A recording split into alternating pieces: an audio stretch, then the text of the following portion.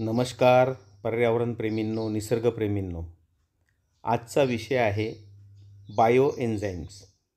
वेगवेगळ्या प्रकारचे जैविक उत्प्रेरक आपण घरच्या घरी तयार करू शकतो, ज्याला इंग्रजीमध्ये आपण बायो एन्झाईम म्हणतो. श्री अर्जन खिमजी नॅशनल हायस्कूल खामगावच्या वतीनं दरवर्षी हा प्रोजेक्ट आमच्या शाळेचे विद्यार्थी आणि मी राबवित असतो, ज्याकरिता अनेक शिक्षकांचं, विद्यार्थ्यांचं, पालकांचं सहकार्य आम्हाला लाभत असते.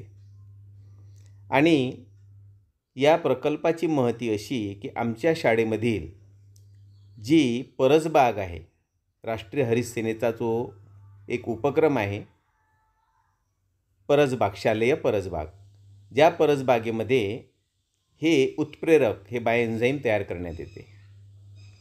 बघा, हे विद्यार्थी या बायोएन्झाईमचा उपयोग कसा या आमच्या परसबागेत घेतात, ज्यामुळे परसबागेतील वांगी, टमाटे, मिरच्या, गोबी, फुलगोबी, पत्तागोबी, काकडी, दोडकी ही सगळी अशी सुंदर अशी आणि चकाकणारी, ज्याला कीड लागत नाही, असं उत्पादन हे या परसबागेतून घेण्यात येते आणि ज्यापासून आम्हाला आर्थिक लाभही होत असतो. आणि तो आर्थिक लाभ जो होतो त्यामधूनच या परसबागेला आम्हाला छान अशी मदत होत असते. त्यातीलच एक भाग हा बायोएन्झाईमचा आहे. हे बघा, हे आमचे कर्मचारी आहेत, ज्युनियर क्लर्क आहेत, अमोल गावडे. आणि शाळेतला प्रत्येक घटक, विद्यार्थी, शिक्षक, शिक्षकेतर कर्मचारी, मुख्याध्यापक, संचालक मंडळ, प्रत्येकजण या ठिकाणी श्रमदान करत असतो. आणि या श्रमदानाचं हे फलित आहे. बघा, ही राष्ट्रीय हरित सेनेची आमची बायोएन्झाईम प्रोजेक्ट आहे. आणि याकरिता विद्यार्थी लागणारं साहित्य गोळा करीत असतात, ज्यामध्ये टाकाऊ भाजीपाला असतील, काही फळं असतील. हे बघा, हे सर आमचे आहेत SM Chavan sir, Sunil Chavan sir, यांची खूप मदत मला लाभत असते. प्रत्येक उपक्रमात चव्हाण सर माझ्या पाठीशी असतात. हे बघा, हे यामध्ये हे ताक टाकलेलं आहे. हा 200 लिटरचा ड्राम आहे. आणि या ड्राममध्ये आता हे बघा, हे विद्यार्थी घरून ताक घेऊन येतात. दही, ताक जे आता फेकणार आहेत असं साहित्य आणायचं आहे. टाकाऊ जगात काहीच नाही. आपल्या मस्तकात किडा पडलेला असतो की ही वस्तू आमच्या कामाची नाही, ही फेकून द्यायची आहे. पण फेकण्यापूर्वी थोडासा जर पॉज घेतला, विचार केला, तर ती वस्तू किती कामाची आहे हे लक्षात येईल. हे बघा, आता या विद्यार्थ्यांनी निंबू आणलेले, पिळल्यानंतर निंबू आपण फेकून घेतो, रस काढून घेतल्यानंतर ती निंबू आपण त्याची सालपटं फेकून देतो. फेकण्याऐवजी ती जर यामध्ये टाकली, निंबू, संत्रा, मोसंबीची सालपटं किंवा सडले गडलेली काही फळं असतील ते, भाजीपाल्याची बुडखं ही यामध्ये टाकायची आहेत. सोबतच खराब झालेला गूळ, जो काळा पडतो गूळ, तो सुद्धा अगदी कमी पैशात विकत मिळतो किंवा आपल्या घरी. हे बघा, आता ही उंबराच्या झाडाची फळं, औदुंबर वृक्षाची फळं, हे आमच्या शाळेतलंच झाड आहे. ही फळं विद्यार्थी सडलेली किंवा पिकलेली फळं खाली पडतात, जी पायाखाली चेंदली जातात, ती फळं गोळा करून ही फळंसुद्धा या ड्रममध्ये आम्ही टाकत असतो. आणि यापासून बायोएन्झाईम तयार होते. याला 21 ते 31 दिवसाचा कालावधी लागतो तयार व्हायला. याची प्रमाण आहेत, त्या प्रमाणानुसार तुम्ही ही तयार करू शकता. या ड्रममध्ये 150 लिटर पाणी आहे आणि 30 लिटर ताक आहे. 10 किलो आम्ही गूळ टाकला यामध्ये, काळा गूळ.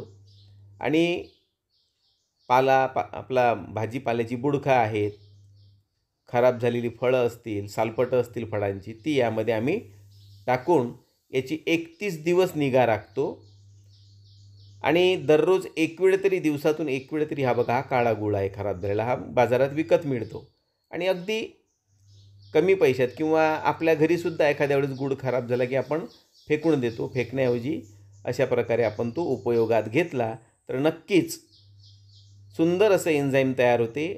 आणि हे एन्झाईम मग आपल्या परसबागेमध्ये किंवा कुंड्यांच्या झाडावर शिंपडायचं आणि थोडंसं बुडाशी टाकायचं. बघा, झाड सुंदर आणि आकर्षक दिसायला लागेल, हिरवंगार दिसायला लागेल, कीटक त्यावरती दिसणार नाहीत, किडीचा प्रादुर्भाव होणार नाही. त्यासोबतच हे बघा, हे विद्यार्थिनी गूळ आता कालवत आहेत. या गुळाचं छान असं पाणी करून घ्यायचं आहे आणि नंतर हे द्रावण जे तयार होते हे त्यामध्ये टाकायचं आहे आपल्याला.